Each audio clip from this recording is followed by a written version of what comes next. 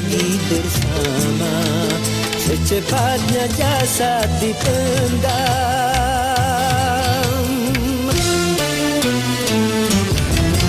secepatnya jasad dipendam, karena tak lagi dibutuhkan.